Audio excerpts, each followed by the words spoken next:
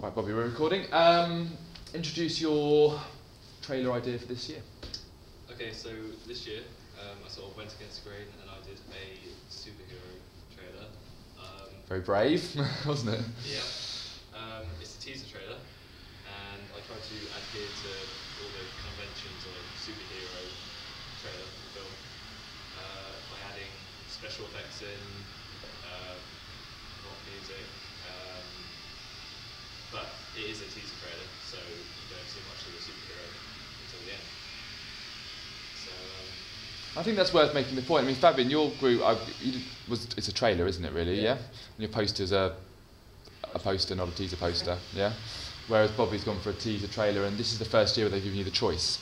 So last year it was, everyone had to do teaser stuff, but this year you got the choice. So it's making that really clear when you're presenting what you're actually doing. Right, good? Should we just watch it? yeah. Okay, and turn the lights off.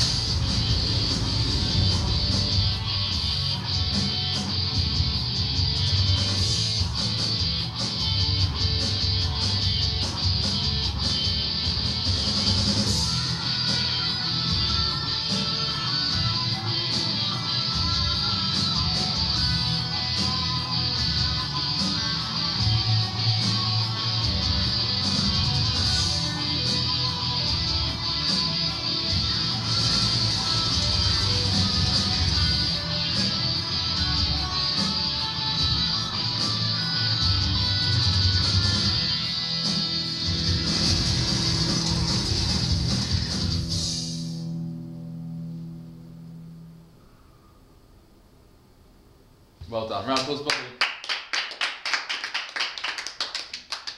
Right, good. First of all, Bobby, before we hear from everyone else, what do you think is the real strength of your trailer? Now you see it on the big screen, and it's hard to stand back from it sometimes, but what do you think's worked well? What I think worked well was the choice of music, because I was struggling to choose whether to go for a softer piece, like if you've seen the Gears of War trailer, something like that. Mm-hmm. Or whether to go for rock music, which I noticed was in quite a few superhero trailers. So Sam Mutter actually composed that piece for me. He played all of the instruments apart from the drums. And he helped me tailor it to my trailer. I think that worked quite well.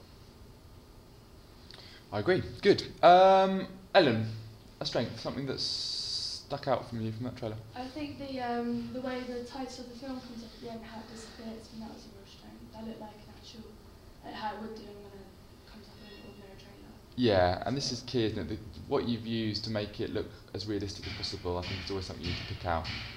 Was that an effect from your iPhone, or was that, I can't remember now what you did? That was an app on my iPod that basically you can film special effects, and what I did for that was I just filmed I was filming in a dark room so you couldn't see anything, so it was just blackness, and then the tornado appears over that blackness, and then I added a title in and added an effect which made it look like it was being sucked into the tornado.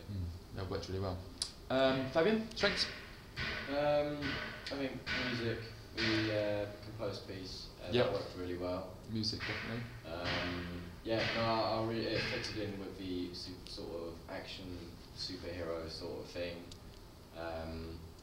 The Marvel, the found footage at the beginning, I thought that was really good, and that introduced the music really well into the film instead of just having it appear, come on. I thought it was quite good, and I liked how you cut throughout, you slowly got higher and higher on the hero and kind of went around. Absolutely. Good. Jack? For me, it was the music. That was probably the best thing for me. I think that knowing that it was your own and you just didn't get a thing out, that was really good, and it fitted really well with the piece from beginning to end. Ended in style where you needed it to. And I also think the eagle was quite cool as well. That you got. It's interesting how the music and the editing is coming up as the strengths of that trailer, isn't it? Really, I think that's really interesting feedback. Matt? Yeah, like you just said, I thought like the whole editing throughout was just really good. Like it made the whole like genre just fit together. Like so many bits of that trailer like stick with me, if you know what I mean. Like the bit where you're looking up at Ambrose and like we did the editing with his eyes, and that cut into the next cut. I thought that was like really good. I think the fades between each scene, which you borrowed, well, a lot of superhero trailers, didn't you? Had that kind of idea of shots fading into other scenes. That's used across the genre, and I think Bobby used that convention of real superhero trailers and put it into his, and that's why it looks like a superhero trailer. You know what I mean? It's not just cut, it's fades in, fades in, fades in. It's a good example of where just a simple fade can remind you of a genre.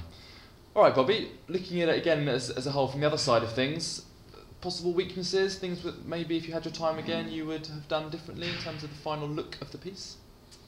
If I had my time again, I would probably chunk my work into more manageable sections and maybe do an hour every day, or not even that, half an hour every day, instead of filming everything in one day, editing everything in the space of 2 to 3 days. Yeah. I think just really managing my time well. Is there anything you would have reshot or added in if you had a bit more time or had thought about it at the time? Anything you would have wanted to have shot differently? I would have liked to shot the little clip with the sword on his back, because I know that was a bit shaky, because that was quite difficult to get on the tripod, because the tripod just wanted to go up and across instead of diagonally across, so I had to do that handheld. And in the end, I found it was easier to just start at the top, go to the bottom, and then reverse the clip round. But again, it was still a bit shaky because I couldn't do that bit on the tripod. Okay. Great. Okay, have you got poster front cover to share with us? Yep. So again, we're looking out for, I'll turn the lights up, we're looking out for kind of links between the three products, how they work as a whole. That will help Bobby write about it as a whole. Okay. This is my magazine front cover. So, talk us through putting this together. Putting this together? Well, you can see the tornado as a whole person there, as opposed to him in pieces. We've got the tornado behind him, which links back to the trailer, because that was a recurring thing. You saw that twice in the trailer, once in the titles, once in the actual footage. And then did you cut out Ambrose from a photo you took separately, or from a... Yes, I did a photo shoot with Ambrose. Did it in the study room, where there's a big white wall. Good idea. And I just took the white wall away from Ambrose, tornado background.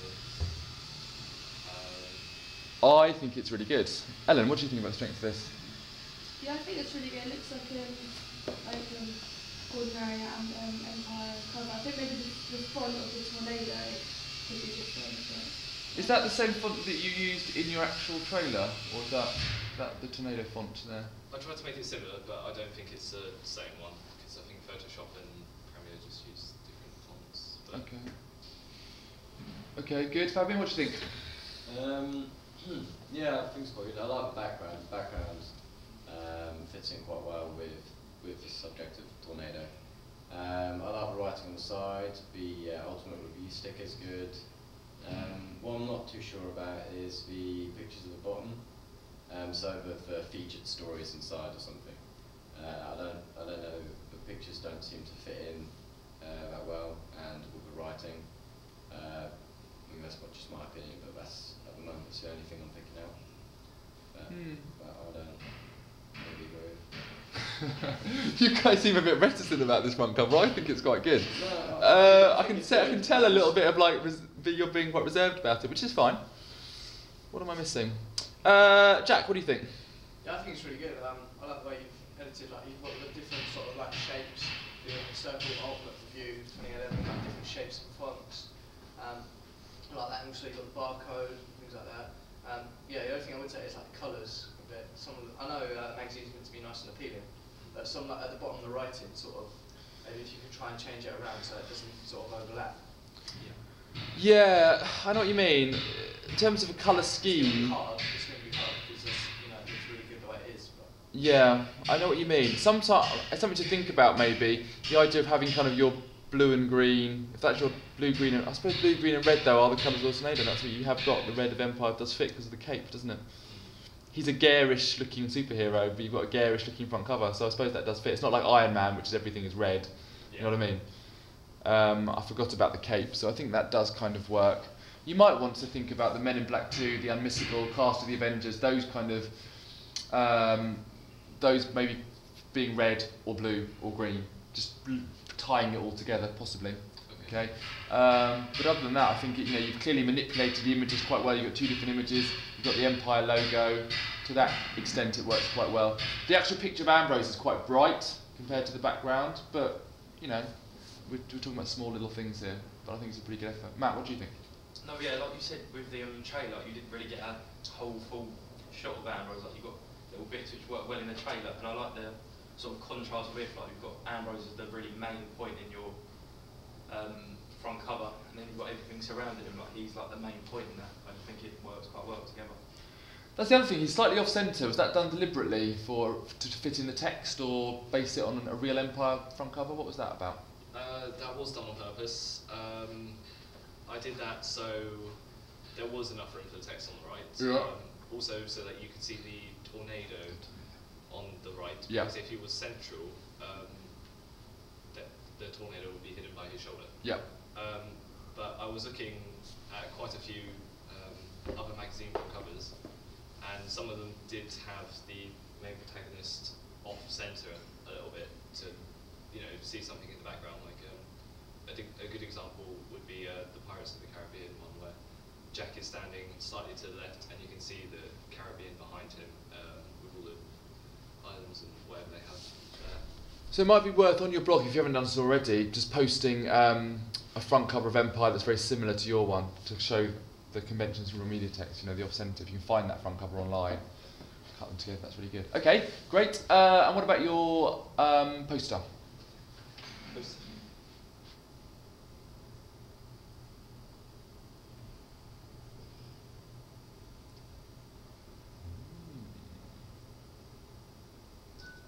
No. I don't think this is as good as my magazine cover. Why? I think probably because I don't know. I had a lot of examples to work with the Empire magazine. I could search at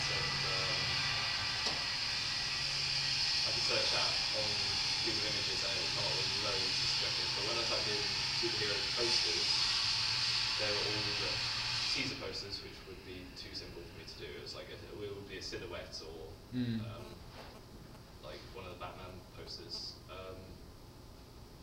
or it would just have like a lot of editing skills that I didn't know how to do.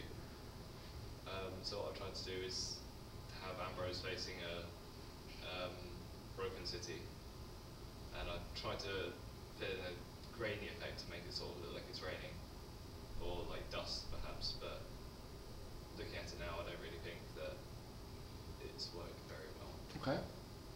Ellen?